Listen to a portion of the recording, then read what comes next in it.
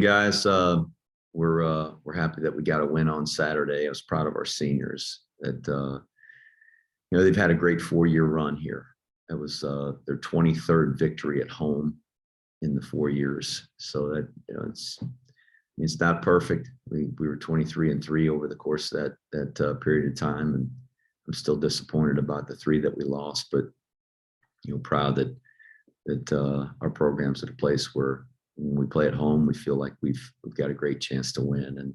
And we won the game on Saturday. It wasn't up to the standard that I'd like for us to play at. I frankly felt like we played hard, but not real clean and not very well throughout the day. There were times where I thought we did a really nice job on both sides of the ball in every phase, and there are times where I felt like we played very poorly. And I know that if we play that poorly as we continue the season, that we're not going to find our way to the finish line in first place very often. So hopefully, it's a wake-up call to all of us, and we'll do a better job of executing. But the bottom line is we won the game, and I'm glad we did, and happy to be able to send our seniors out of Mikey Stadium with a victory. Going into this game against Liberty, and what a talented football team, a well-coached football team we're going to face, and we're preparing for what we feel is going to be the toughest game we've played all year. They've played a bunch of games, and when you go through a season and you continue to improve, you end up with a pretty good football team, and they've got one. That quarterback is maybe the best quarterback in the country, and it's going to be a real test for us to be able to shut him and that group on offense down. But I also think they've got a great defense. Jack Curtis, who coaches on defense there, was the defense coordinator at Georgia Southern with me for 3 years, and he's a terrific football coach, and they're doing a great job on offense. Their front seven is really, really stout, and they're gonna present some challenges. Obviously, we want to be able to run the football, and when a team has a good front seven, it makes it a lot more challenging. So we got a real test on our hands, and we're excited for the opportunity. We know what a great team they've got, and how well respected they are around the country. We'll start with Rich DeMarco. Just a question about the opportunity. You mentioned against Liberty to go on the road. This is a team that was 10-1 last year, defeated Coastal Carolina, which was undefeated in its bowl game. People might not know the name Liberty, but what kind of matchup is this? What would it mean to win a game of this magnitude? It would be a huge victory for our program, and it's a team that people have been talking about for the last couple of years. They've had big Power 5 wins. They nearly went undefeated last year and throughout the season, and just a great football team. Very, very talented, well coached. Coach Freeze has done a marvelous job there. People hadn't heard of Liberty. They've heard of Liberty now. I mean, everybody was talking about them a year ago, like I said, and going into this season, top 25 ranking, and they've got an outstanding football team. So it'll be a real test and a real challenge for us. And I know that our guys recognize that too. They follow college football, and they know what a big win this would be. And Jeff, you haven't played often on Thanksgiving weekend, only 2019, which was the year your team went out to Hawaii. Strategically, in terms of having one weekend off instead of 2, before, of course, the big Navy game, how will the scheduling and playing this weekend and being out there help your team in its preparation? We're not treating this week any differently than we would a typical game week. So we worked out last night, had lift and meetings, practice. Today's our day off with the players, and tomorrow we'll have our normal Tuesday, normal Wednesday. On Thanksgiving Day, we'll do the activities that we're accustomed to. We're going to meet and do our walkthrough on Thursday morning, and have a lift, and then give them the afternoon off. The guys will, I'm sure, watch some football games and probably eat a whole lot. And then Friday we'll do our workout here, our practice, and then get on the airplane to fly down to Virginia. So that's the same. and then coming out of that game on Sunday, following the game, we'll be right back here for practice again. So I think it's important that we maintain that routine, and we'll have our whole team here through Wednesday's practice, which is nice. We have the guys that typically are on the scout team and all that before they head off for Thanksgiving. The guys that aren't traveling this weekend will get an opportunity to go home and be with their families, which is going to be nice for them.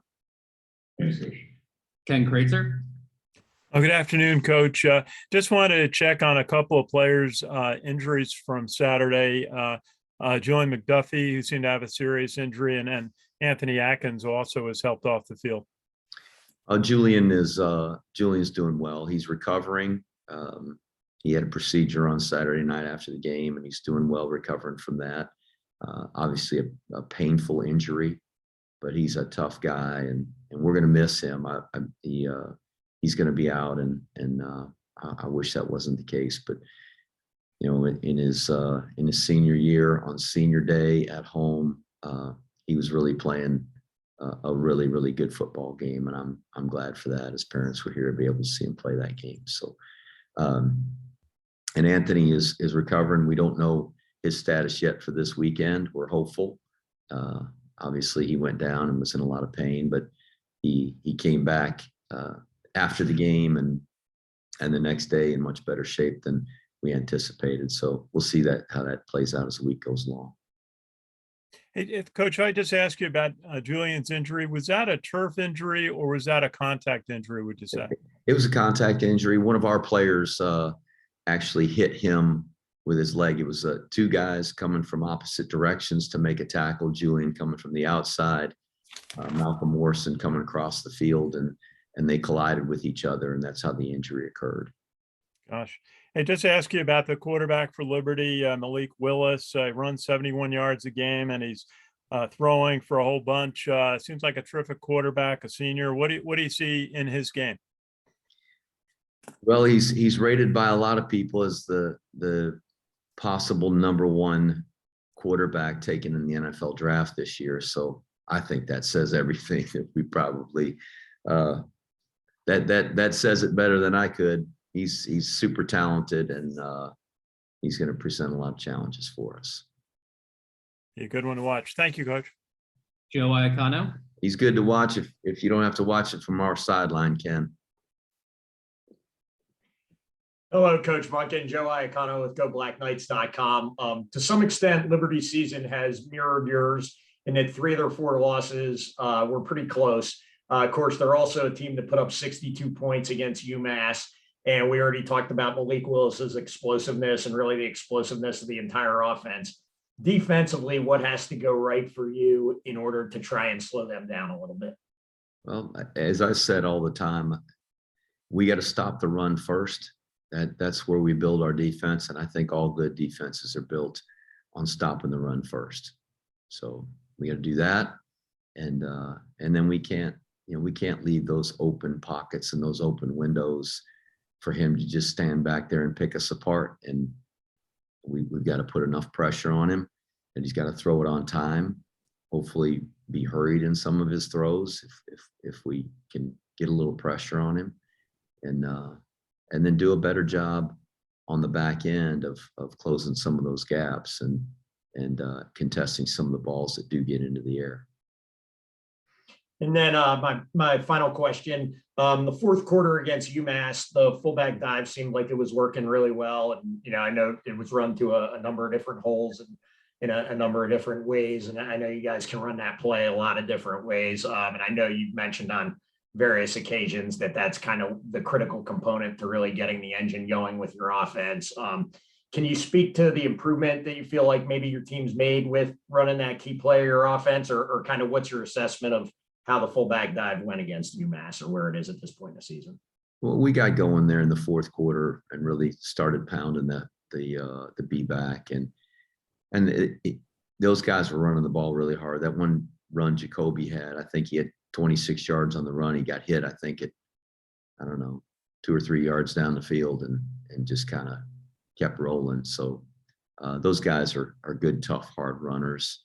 But the guys were opening up some seams for them, and that was encouraging. It was positive to see us play well down the stretch there. There were so many things early in the game, getting a play called back because of a silly penalty. And we had, we had another chop block penalty down there in the third quarter that shouldn't have been a chop block. We had a guy miss an assignment. He ended up on the same guy as one of our other guys. We dropped a long touchdown pass, and there were some plays that could have broken the game open for us that obviously we didn't control what we controlled very well. So I think our guys played hard, and it could have been a completely different story with a few of those things,